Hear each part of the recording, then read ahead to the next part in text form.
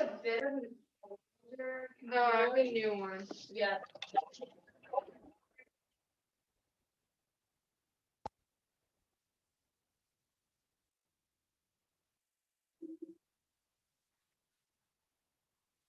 Here, I'll projector it for you.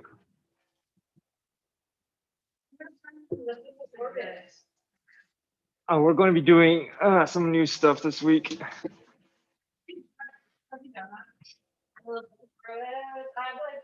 You're like halfway done, right? Damn, I thought I would have started it. Oh no, that's not true. That's not true. I think sixth period's mostly done with it. But sixth period's my fastest period for sure.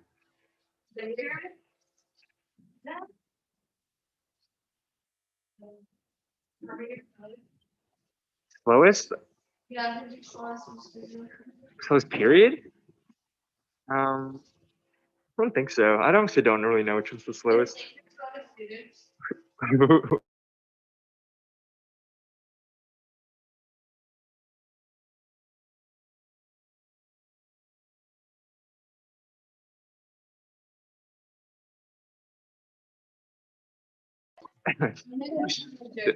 Okay.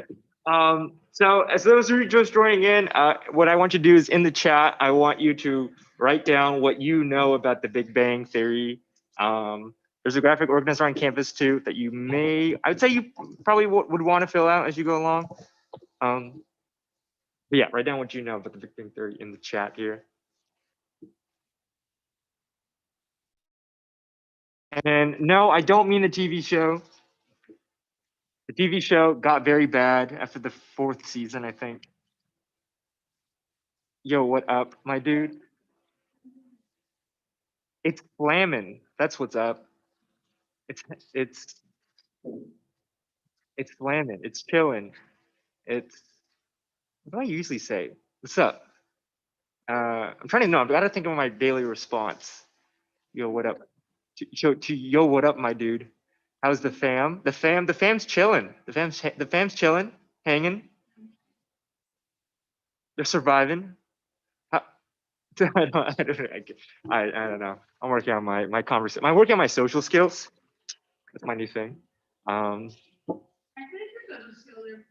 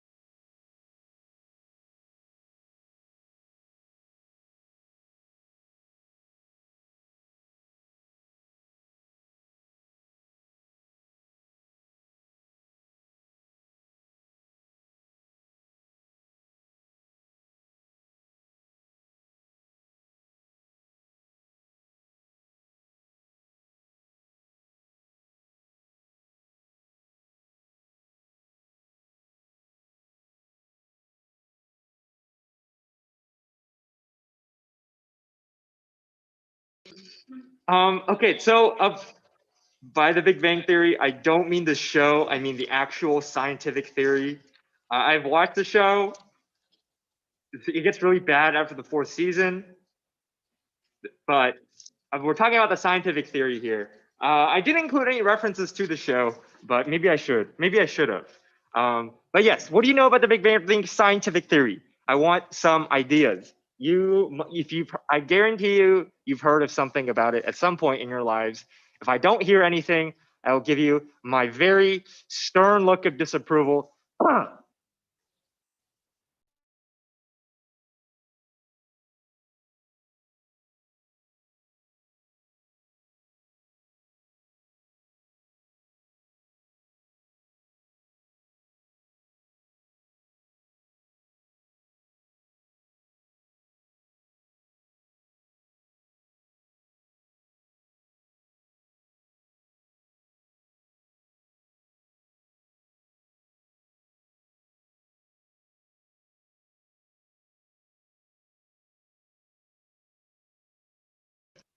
Okay, cool. Okay, Jaime, what do you know about the Big Bang Theory?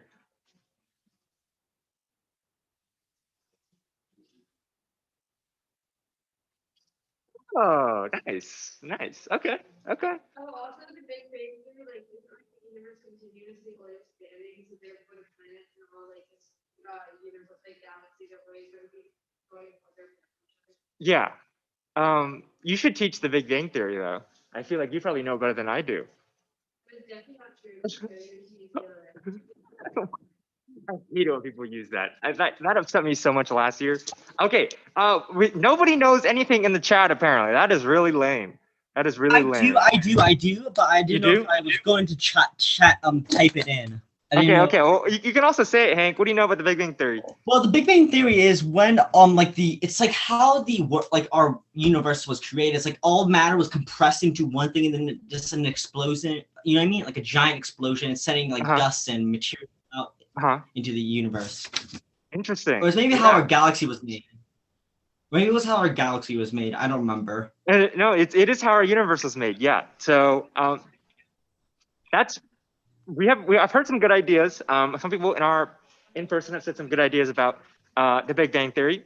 So that's what we're going to be talking about quite a bit today, the Big Bang Theory, and basically how our universe was made and the evidence that we have that supports us, because this isn't a theory that people just randomly came up with when they were doing some very fun stuff. There was actually a lot of scientific evidence that actually backs us up, because we are scientists and we like to use evidence to support that. Okay, so today we're just going to be looking at the Big Bang Theory. There's some slides for it. There's a graphic organizer on Canvas you can fill out as well.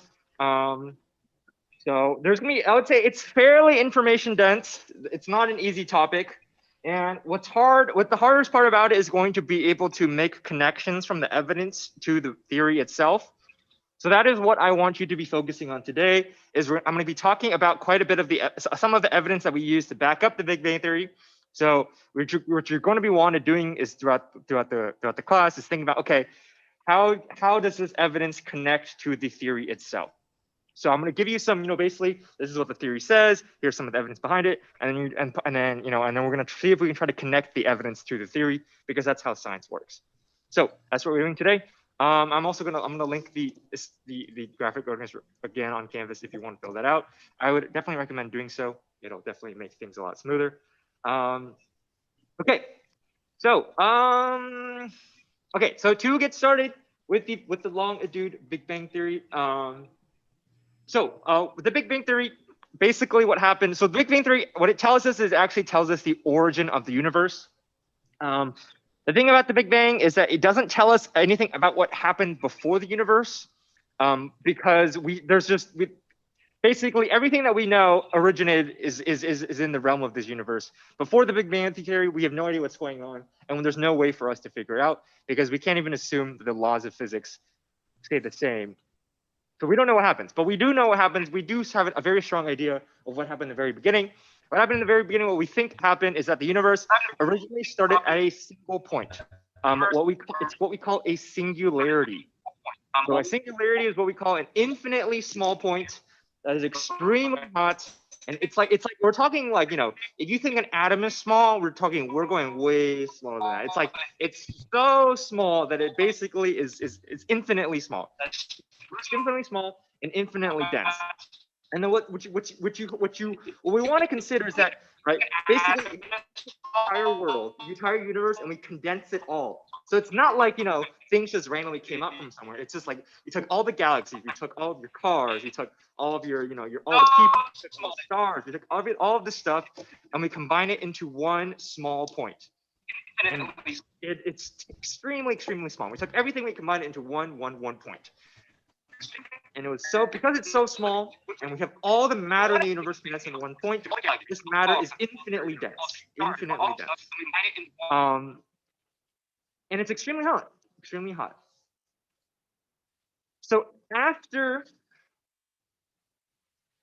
sort of the Big Bang. So I think what people sort of envision in the Big Bang is that the Big Bang exploded. It's not really so much that it exploded, it's more that it really started expanding. With an explosion, we use the idea is, with an explosion, what actually happens is there's a lot of chemical reactions, and then things will just like combust and explode and whatever.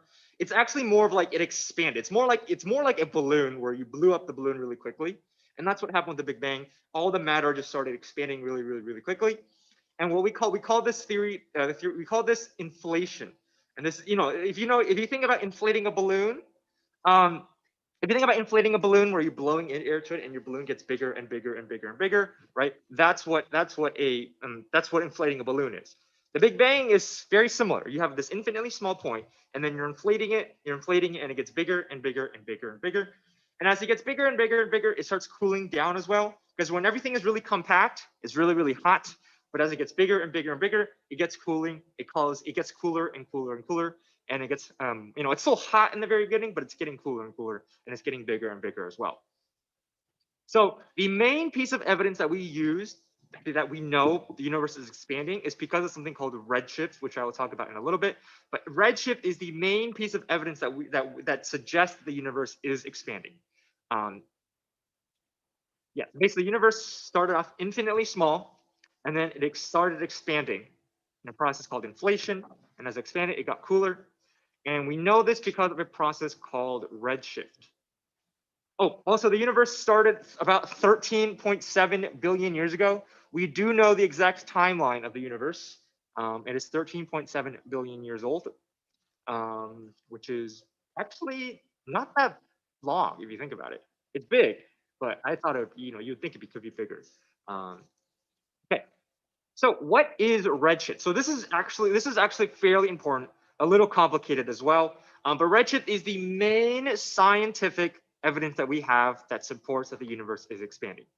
So basically, all light has energy.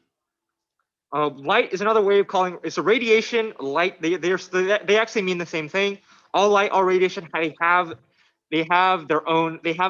differing amounts of energy. So stuff like X-rays and gamma rays are very energetic. Stuff like microwaves and radio waves are not very energetic.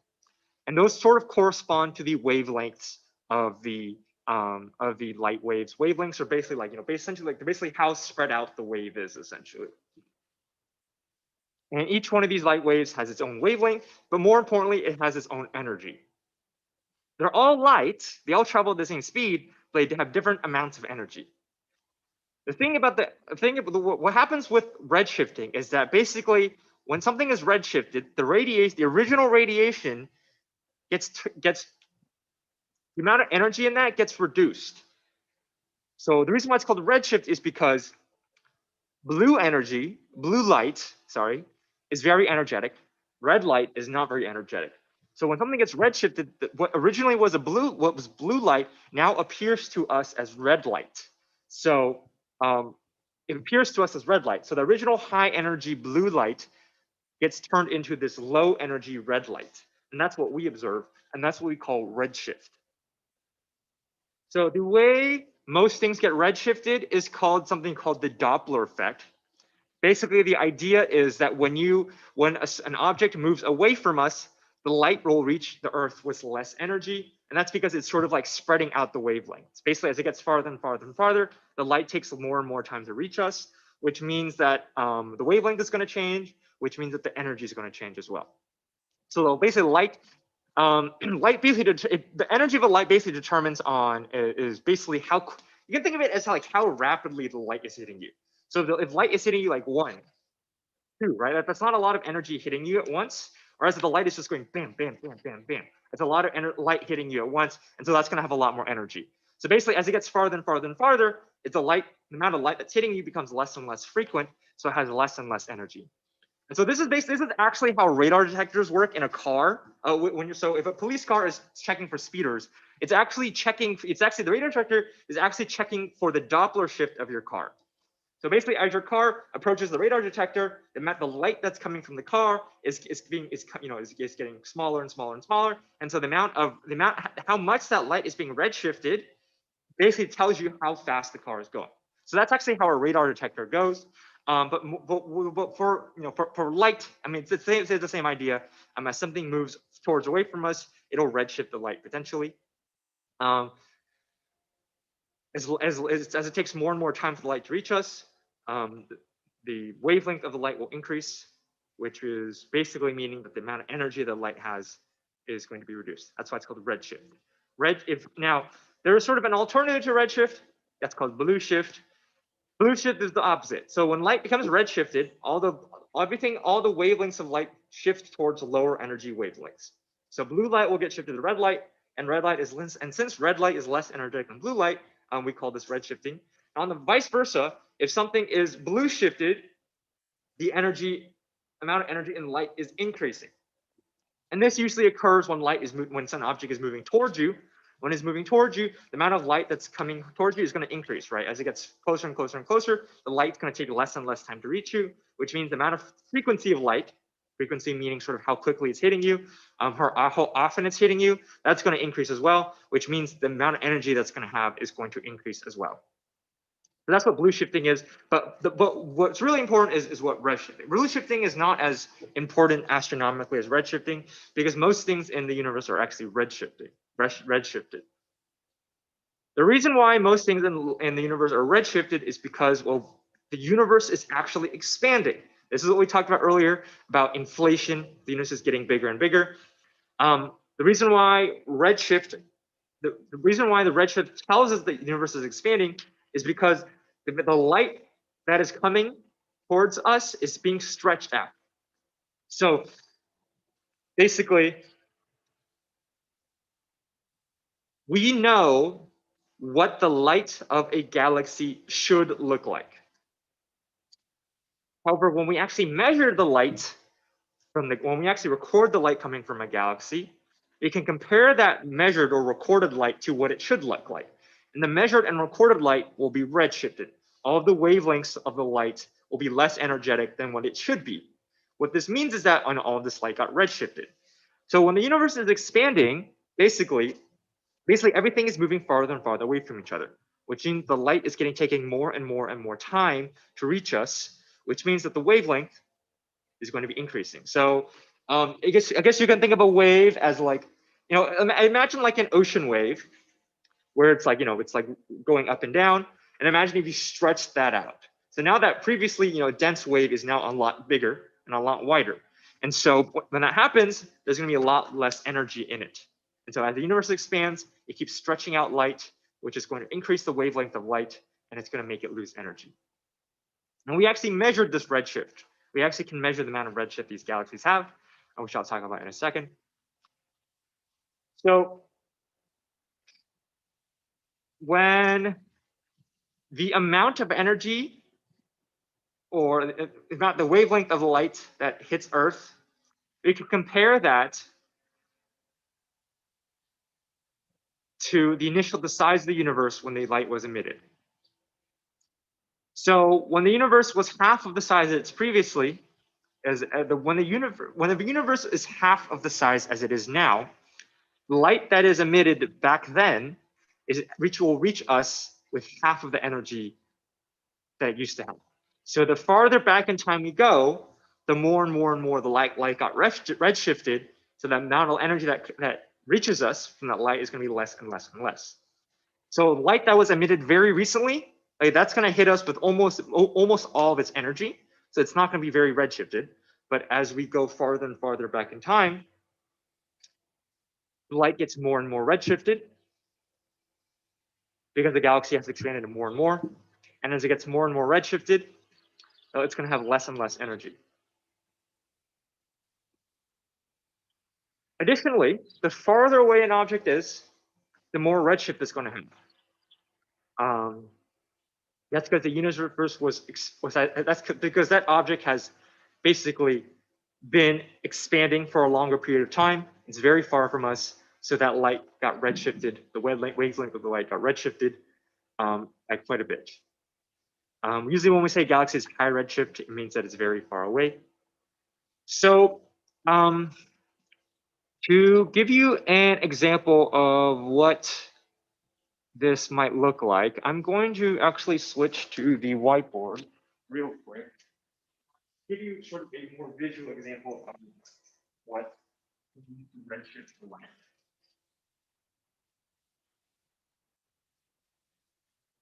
Okay, so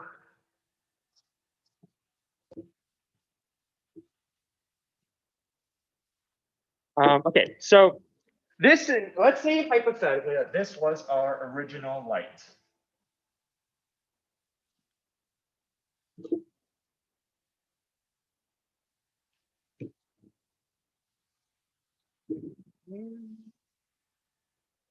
Let's say this was our original light.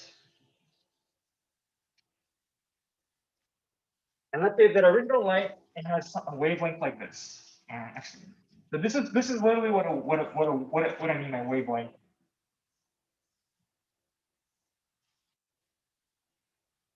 Basically, each one of these little things is a wave. Basically, it's moving and moving and moving, and each time this light, and we measure sort of the wavelength of the light by taking the distance between each of these waves. And so, as you can tell here, the faster and faster these waves hit us, it's basically like imagine if you were being hit by 100 waves per second, or if you're being hit by like 10 waves a second, right? So if you're being constantly hit by these waves, those waves are gonna have a lot more energy. If you're being hit by waves very infrequently, it's not going to be as frequent. It's not going to be as energetic. So let's say this is original light with a fairly, normal, looks like it's fairly normalish light. So this is what it means if the light is redshifted. So basically what happened was the whole universe expanded. So all these things basically got pulled away from each other. Like imagine if I took like I actually have a slinky.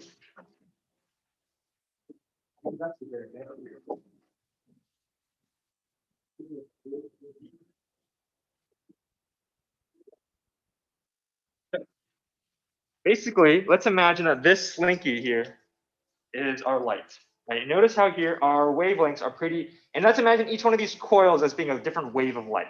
And so as it's coming towards us, the amount of slinky's coils here is very dense, and so it's going to be hitting us very frequently. Now, when we're redshifting light, when the galaxy is expanding and we're redshifting light, we're literally taking the slinky and we're making it bigger. So we're literally increasing the distance between each one of these waves. So the amount of coils that are like essentially hitting something at once. So I guess the amount of coils that are passing through the camera per second, that's going to decrease because the length between the coils got increased. So basically, each one of these coils now is going to have less energy than it had before.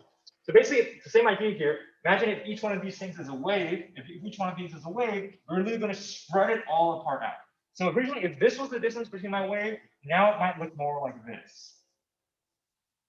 So notice how each one of these, notice how here the wavelength of the light here increased by quite a bit. So originally, I might be hit by like these 10 waves a second, but now I might only be hit by 3 waves a second. So this is going to have a lot less energy than this one. This is going to have more energy. This is going to have less energy. Now I can also blue shift light, which I won't talk about as much. A blue shift is similar, it's just the opposite. So by blue shift light, it's going to be the opposite. It's going to be like this. This is going to be what blue shifting is. I'm going to be contracting all these light waves together, and so this is what your blue shifted light will look like. But for what's important is that the light we measured from our galaxies is redshifted.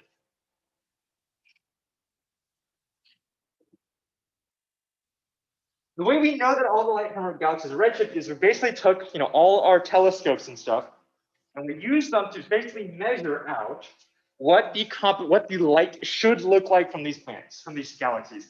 So we basically take these telescopes and we sort of use them to say, okay, we know that this galaxy is has this much hydrogen, it is this much helium, it is this much of each element. So we have a rough idea of what the the light spectrum should look like. But then imagine if all that light spectrum got shifted one to the right or shifted to the left. And so and the amount of shift that occurred is the redshift of that. And so if the universe was not expanding, the light would not be redshifted. So because the light is redshifted, that's one piece of evidence that we know that it suggests that the universe is indeed expanding.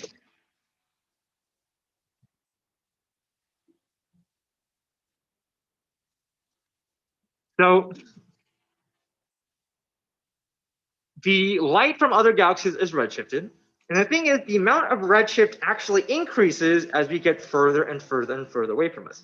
So this right here is just some data that was pulled from some data that basically measures the distance of these different stars away from us, and it measures the redshift of them. So on the y-axis here,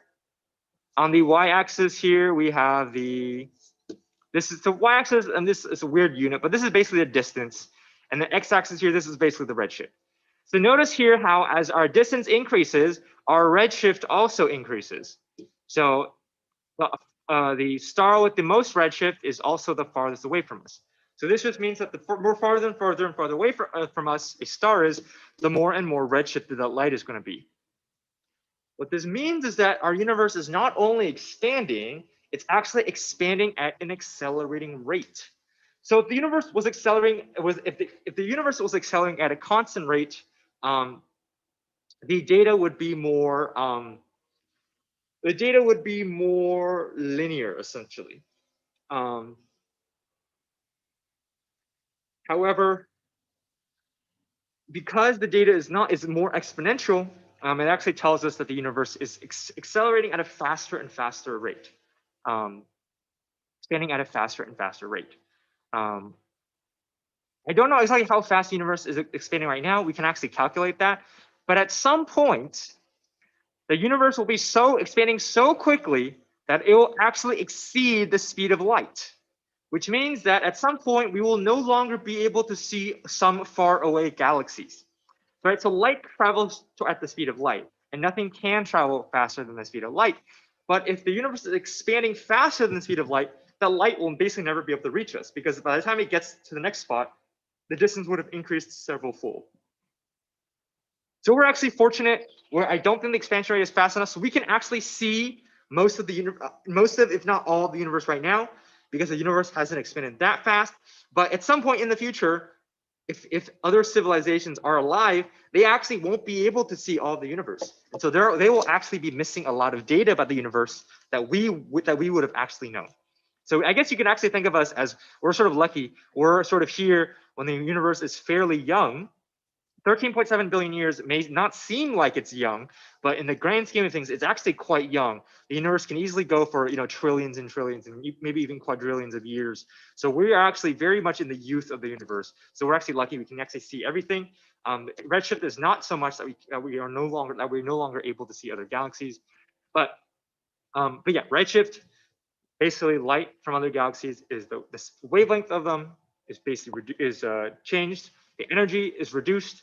And so by comparing what we expect the galaxy, the light, we expect the galaxies, the light that we expect galaxies to have, to what the light they are actually emitting, that light is being redshifted. And the only way that can do so is because the universe is expanding. So this is probably one of the most key important pieces of evidence that suggests that the universe is expanding. So this is one of the cornerstones of the Big Bang Theory, the fact that the universe is expanding due to its redshift.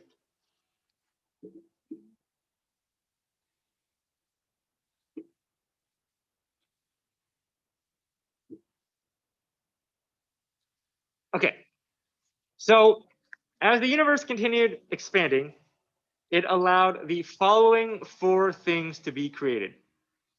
Protons, which are positively charged elementary particles. Neutrons, which are neutrally charged elementary particles.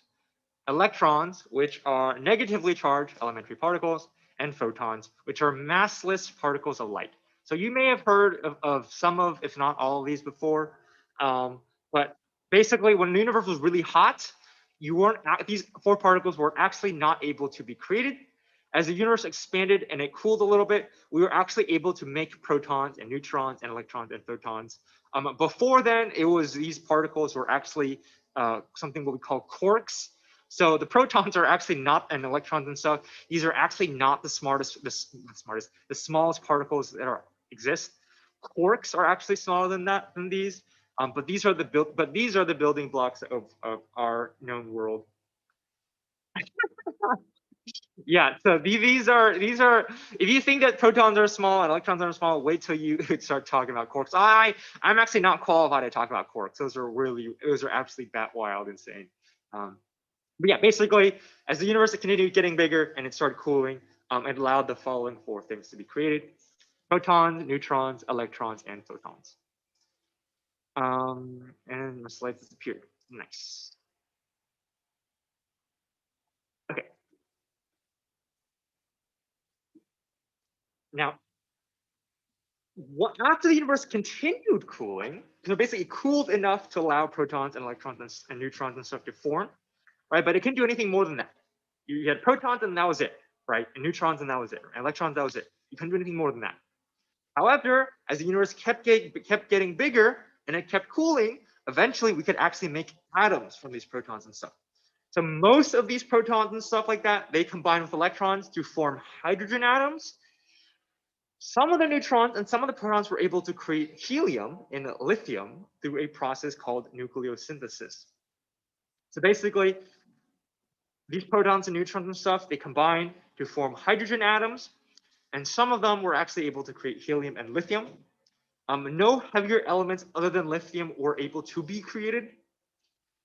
This is because this is actually kind of an interesting thing. Basically, in order to create, so basically elements above lithium are very hard to create. There's a lot of different different atoms that are not very stable. So you need to have the right conditions to make elements heavier than lithium. And those processes usually require a lot of time. The problem is in the Big Bang Theory, the initial formation of atoms occurred during a very short amount of time. And it was too short to have enough time to basically be able to form these heavier elements. And additionally, the universe was cooling very quickly. And so these amount of elements that you needed a lot of, you would need very high temperatures at very high densities and a lot of time in order to make stuff like carbon and oxygen and whatever. You need a lot of time, energy, and density for that. And the problem is the Big Bang is expanding quickly and it was cooling very quickly. And so, and it occurred very quickly as well. And so basically, there basically wasn't enough, the conditions for creating carbon and oxygen were not enough. So we basically were able to make a lithium, helium, and hydrogen, and that was it. And the ratios heavily favored hydrogen with some with helium and lithium. Yeah, and so that's basically the first atoms that were being formed during the Big Bang Theory.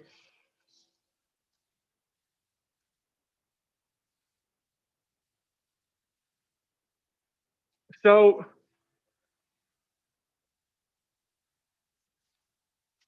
before hydrogen atoms were able to form, basically you had all these photons running around. However, the universe was, because it was so dense, these photons couldn't really go anywhere.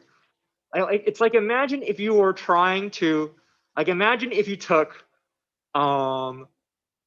the entire population of New York and you crammed it onto a track, and then someone told you to run your PE mile. So you wouldn't really be able to go anywhere because you would be constantly bumping into people. So it'd basically be a failed process. If you were a photon and you were trying to run through the sea of people, you wouldn't be able to go anywhere because you would just be bouncing off them. Now, as the universe continued expanding, right, basically you're taking all that, the condensed area of people, and you're making the area bigger. And also, some of these people you're now combining into bigger people. So basically, by doing this, you're basically reducing the amount of density that is on that track you're trying to run on. Eventually, as it gets bigger and bigger, as you're creating more and more hydrogen out of the sea of protons and neutrons and stuff, by combining them into hydrogen atoms, right, you're sort of increasing the amount of space that you're able to work with. So originally, it was so dense that it was basically opaque. If you were a photon, you could not go anywhere. You were stuck. You would just basically be bouncing off of stuff all the time, and you wouldn't be able to go anywhere. Once you started creating hydrogen, the amount of density was decreased. You had a lot more volume to work with, a lot more area, a lot of space to work with, and now these particles, these photons, could start going places. These photons that were going places were called. These photons basically carried over the leftover radiation from the Big Bang theory. So the Big Bang had a lot of energy. A lot of these energy went into protons and neutrons and stuff, and the rest of the energy sort of went into these photons. But these photons couldn't really go anywhere. Once the first hydrogen atoms were able to be formed, these photons could go places now. And as they went places, they carried the leftover energy and the leftover radiation from the Big Bang out into the world. And so because there was such a massive like flood of energy all at once, we actually could observe it, and we actually called this the cosmic microwave background. So this is basically radiation that we observed that all came at once. And because all this radiation came at a very early time in the universe, it was very heavily redshifted, and we were actually able to predict how much it should have been redshifted.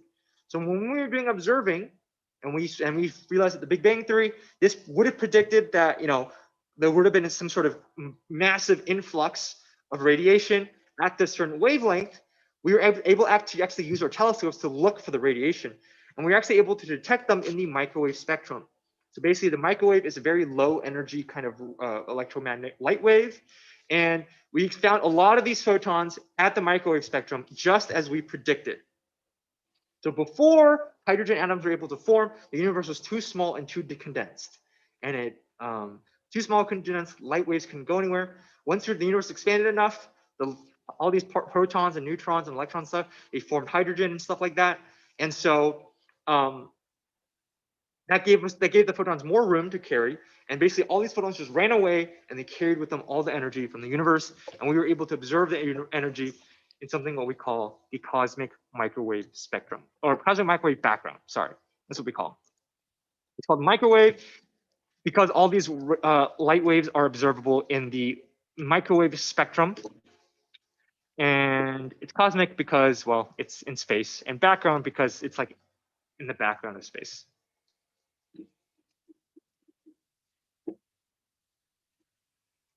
Okay, so what we're going to do now is we are going to.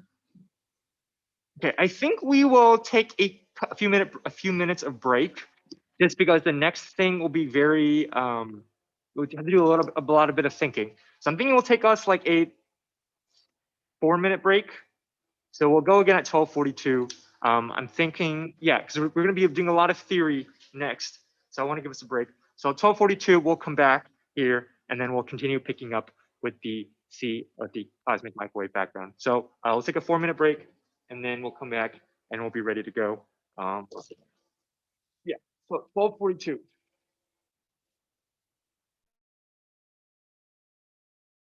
Later, Mr. Hoop.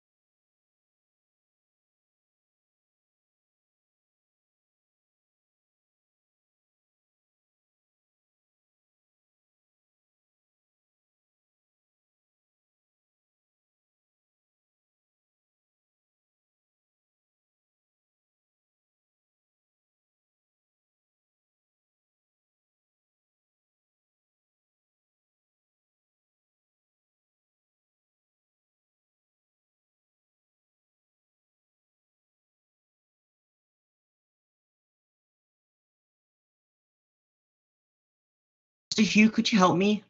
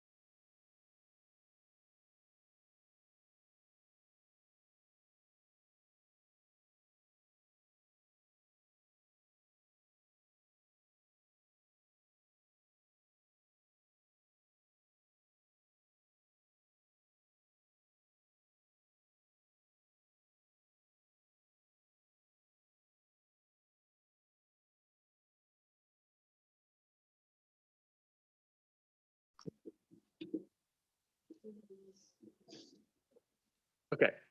So it's 12:42. So we are going to continue with the next step of what we're doing. So this one, okay. So what I want you to do now is I want you to try to explain why does the existence of the cosmic microwave background, the CMB, why does that support the Big Bang theory? So basically we have a piece of evidence, which is the cosmic microwave background. And we want to say, why does this evidence support our theory? So why does the existence of the evidence, the cosmic microwave background, why does that support the Big Bang theory? So if you aren't really sure what that means, here's another way of me to phrase it, of phrasing it is, how does the CMB suggest that the universe is expanding? Or what does it tell us about or in other words, what does it tell us about the early stages of the universe? I don't know. So you may want to think about whether or not the CMB, the cosmic microwave background, could exist in the early phase of the universe. You want to think about, could it exist in the early phase of the universe? What had to happen in order for it to exist? And how does this support the Big Bang theory? So I'm going to give you quite a bit of time to see if you can come up with some ideas as to why this would support the Big Bang theory in general. So I'm going to put you in your groups here, and then I want you guys to try to come up with some ideas as to why the cosmic microwave background, why the existence of this would support the Big Bang theory.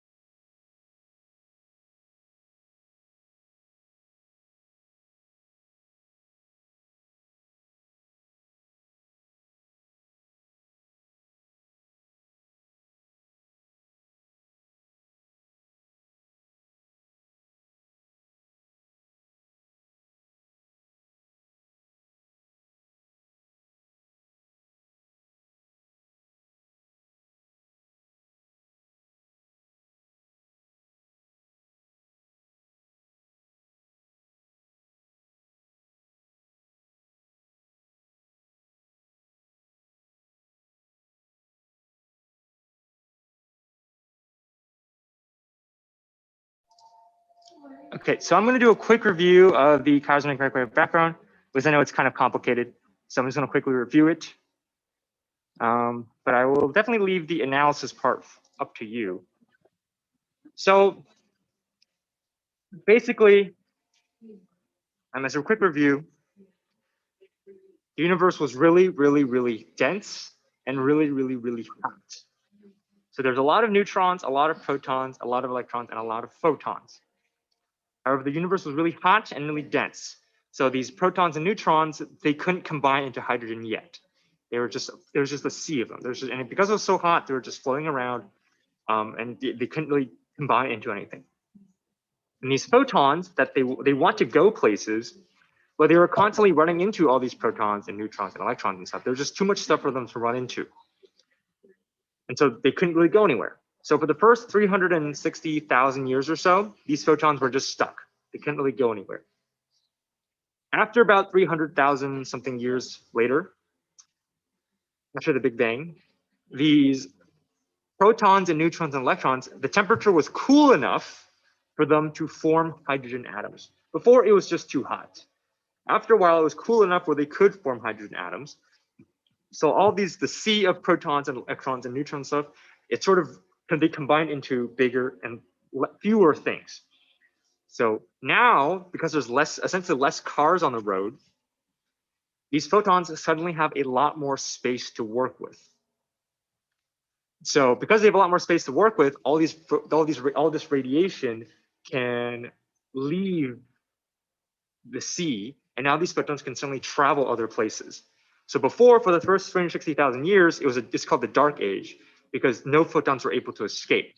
After that, all these photons were suddenly able to escape, and now all this radiation is now observable. And because this happened 13 billion years ago, all this radiation has had 13 billion years to be continuously redshifted. So as the universe continued getting bigger and bigger and bigger, all this radiation has gotten redshifted more and more and more. By redshifting, I mean it's the energy has been reduced because the wavelengths have been stretched out. So because the wavelengths have been stretched out, the amount of energy this light has been reduced. And so because the light has reduced energy, we can actually observe how much the energy was reduced by. So when we observed all this light with our telescopes, we observed that all this light was in the microwave part of the spectrum, which is what we predicted from the Big Bang Theory. So the light simply would not have been able to, the light simply would not have been redshifted if the universe was not expanding. So in order for the light to be redshifted, the universe had to expand it. And additionally, in order for the light to happen all at once, the universe had to have been really hot and really dense at some point, because otherwise all this light wouldn't just occur all at once. So it basically tells us two things: the universe is expanding and that it was really hot and really dense at some point. So those are the two main ways for how the cosmic microwave background supports the Big Bang Theory. Really, really, really important. Let's see, what else can I go over about the cosmic microwave background?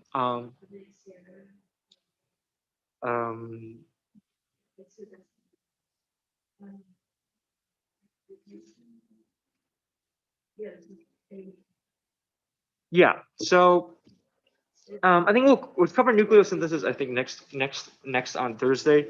To just review over some of the things we talked about, basically, I think it's a quick summary. The universe started off very small, very hot, infinitely small, extremely hot. There was no space for anything. It started getting bigger and bigger through a process called inflation. The universe was getting bigger and bigger and bigger. And we know the universe was getting bigger because of something called redshift. Redshift is when the light becomes less energetic because the wavelength of light goes towards the red side. Basically, red is sort of less energetic, blue is more energetic. So when light is redshifted, all of this light is being shifted to the part of the spectrum where it's less energetic. And we actually observed that all the light from faraway galaxies are redshifted, which suggests that the universe is expanding. What we then figured out was that, okay, we also observed that all this radiation came all at once from about it came about 13 billion years ago, but it occurred roughly 360,000 years after the Big Bang itself. So all this radiation came suddenly at once, and it all came to us in the microwave spectrum. So how could this have occurred? Well, first off, the reason why it was in the microwave spectrum is because all this light had been redshifted over 13 billion of years. And the only way the light could have been redshifted for that long is that the universe was expanding during that time period.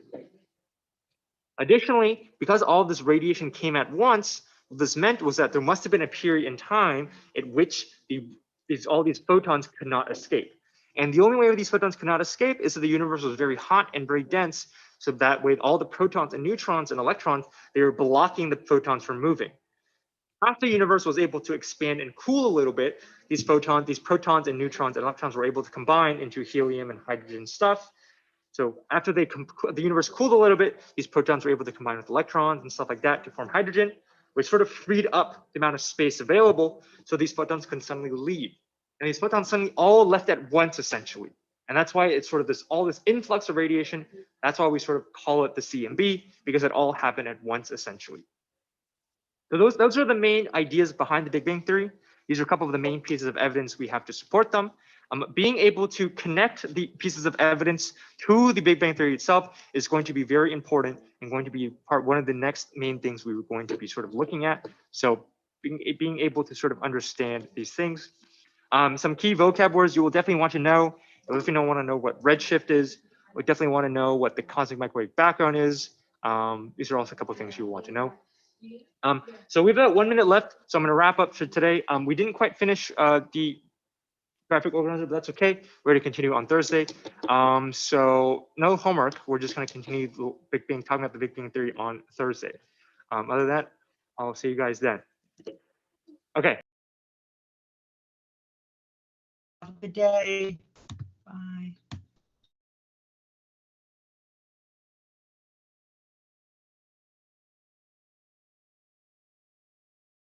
Bye, thank you.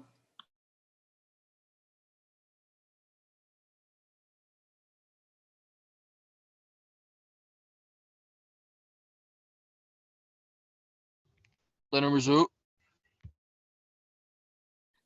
Later, Mr. Hu.